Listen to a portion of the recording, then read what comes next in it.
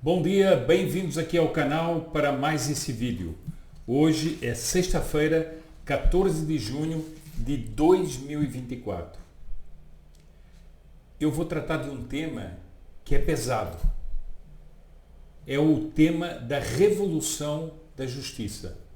Não é apenas a revolução que está sendo feita na justiça, mas a revolução da caotização do senso de justiça das pessoas.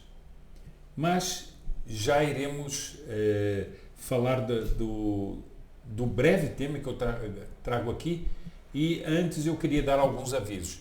Aqueles que ainda não forem inscritos no canal, por favor inscrevam-se no canal, ativem o sininho e, por favor, curtam, compartilhem e recomendem esse vídeo a seus amigos, a seus conhecidos, a seus familiares, ou então também aqueles que não concordam muito consigo, quem sabe aqui há algum argumento que possa mover os espíritos.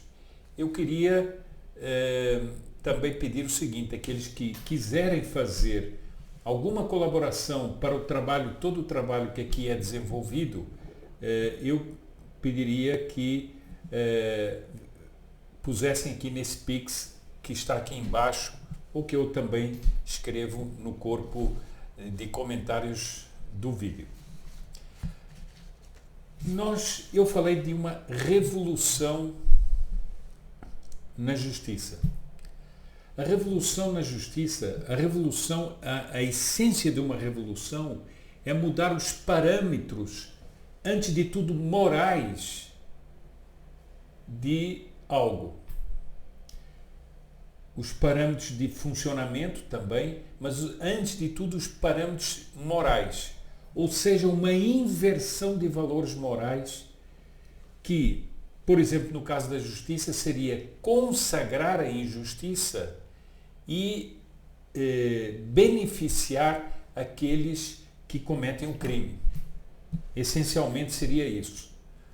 Mas isso tem um efeito sobre os espíritos, porque todos nós temos um senso inato de justiça. Temos algo na natureza humana que, por exemplo, se nós virmos uma pessoa na rua, numa troca de um pequeno negócio que se faz na rua, se nós virmos um roubar o outro, o nosso senso de justiça se levanta contra aquele. Diz: não, esse fulano roubou o outro, ele o enganou.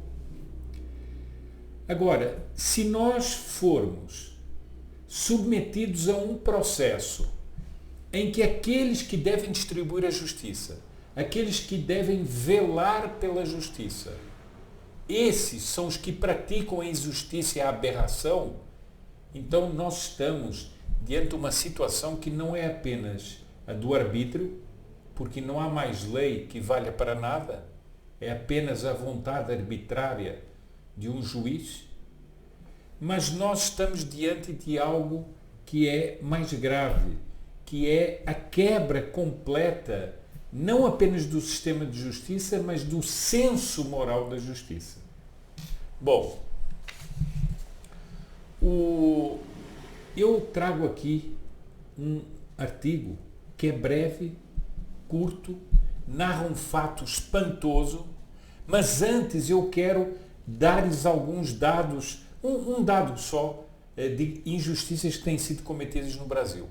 Nós temos visto que pessoas que foram condenadas por, aspas, um golpe de Estado que não houve, pessoas que não estiveram envolvidas em baderna nenhuma, fatos que não foram esclarecidos até agora, como os do 8 de janeiro, têm feito pessoas sofrer penas de 17 anos de prisão, em processos iníquos, porque sem o devido processo legal, na violação do direito penal, do processo penal, enfim, processos que violam todas as leis da justiça e que proclamam a injustiça e a perseguição política do arbítrio. Vejam bem, 17 anos para senhoras que portavam um rosário ou uma Bíblia diante de um quartel. pessoas que foram sequestradas. Ainda hoje ouvi um advogado dizer isso, porque não houve ordem de prisão para as pessoas entrarem nos ônibus. Elas foram enganadas. Essas pessoas estão sendo vítimas de brutalidades, de arbítrios. Eu vou só dar aqui um exemplo. Há uma cabeleireira chamada Débora Rodrigues dos Santos, que está presa desde o dia 17 de março de 2013. Tem 2 filhos, um de 6 anos, outro de 9 anos. Está presa sem denúncia.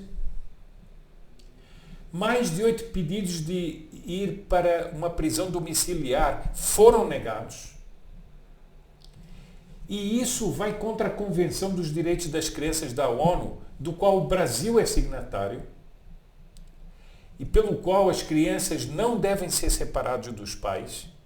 E mais, em 2018 o STF deu um habeas corpus coletivo para favorecer todas as mulheres presas com filhos até 12 anos. Pois o Sr. Alexandre de Moraes mantém esta mulher cabeleireira com 2 filhos. Ela está presa desde 2013 sem sequer ter uma denúncia. Agora vamos ao contraste da notícia que eu vou ler. Porque é um tal contraste, é uma tal aberração que é revoltante. Eu sei que algumas partes até podem ser chocantes, mas nós não podemos ter esse pudor de não ver o lado chocante quando nós estamos entrando na consagração da iniquidade na nossa sociedade. Isso faz parte de um processo de descrédito das instituições em nome da democracia, em nome da liberdade, mas que no fundo é uma destruição completa do senso moral da população. Este artigo foi escrito pelo Mário Sabino no jornal Metrópolis e é bem curto. O jornalista Mário Sabino, ele foi jornalista da Veja, depois do Antagonista, e ele escreve o seguinte: o título é "A que chegamos? Estuprador e assassino de menino dá palestra a juízes". A justiça e seus arredores continuam a causar espantos cotidianos. Desta vez não foi em Brasília, mas em Minas Gerais, com palestra de criminoso. Não sei se... Eu vou só ler o artigo e fazer algum comentário, porque o artigo fala por si. Não sei se você sabe, mas existe uma Escola Nacional de Formação e Aperfeiçoamento de Magistrados. Vejam bem, Escola Nacional de Formação e Aperfeiçoamento de Magistrados. Pois uma professora dessa escola, juíza aposentada, convidou recentemente um sujeito para falar a novos juízes do Tribunal de Justiça de Minas Gerais, em uma aula sobre proteção do vulnerável, acesso à justiça e direito antidiscriminatório. Proteção do vulnerável, vejam bem, acesso à justiça e direito antidiscriminatório. Também uma linguagem vaga. Antidiscriminatório quer dizer o quê?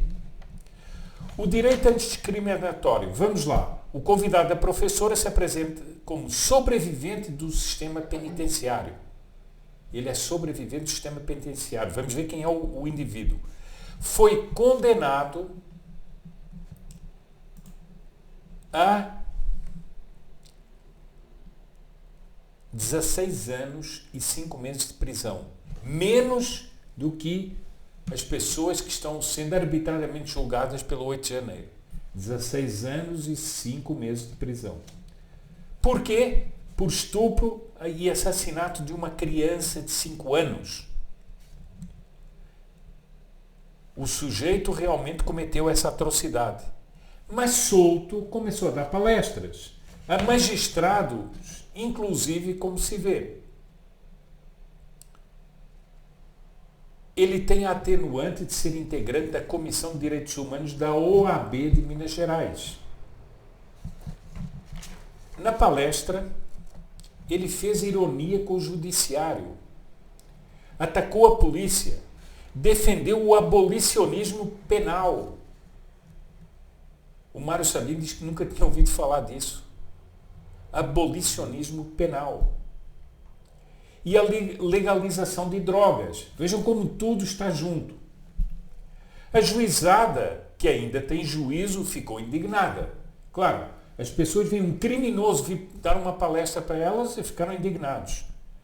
Chamaram a palestra de puro suco de bandidolatria e foram confirmar a sentença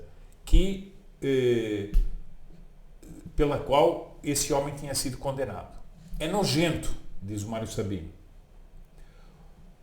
Mas é preciso ler. Portanto, este indivíduo que fez essas coisas estava dando palestras para juízes em Minas Gerais. O modus operandi do denunciado consistiu em socar a cabeça da criança com algo sólido e, posteriormente, ao perceber que a vítima ainda estava viva, objetivando intensificar o sofrimento desta, introduziu-lhe algo cilíndrico no ânus, causando hemorragia interna por lesão no mensetério, que foi a causa eficiente do óbito. O elemento perpetrou o homicídio com o fito de ocultar os atos libidinosos diversos da conjunção carnal que ele havia acabado de praticar em detrimento da vítima. Para saciar a sua lascívia, ele tinha mordido a vítima em diversas partes do corpo, inclusive no pênis. O fato de o autor dessa monstruosidade estar solto é um absurdo do sistema penal brasileiro. O fato dele ser convidado a dar palestra a novos juízes, na qualidade de sobrevivente do sistema penitenciário, já é perversidade com a família do menino que foi violado e trucidado. 5 anos. O menino só tinha 5 anos. Bem, eu acho que não precisa muitos comentários para mostrar o grau de aberração e de revolução que nós estamos sofrendo no Brasil. É uma verdadeira revolução judicial. Eu me despeço aqui, até um próximo vídeo no canal.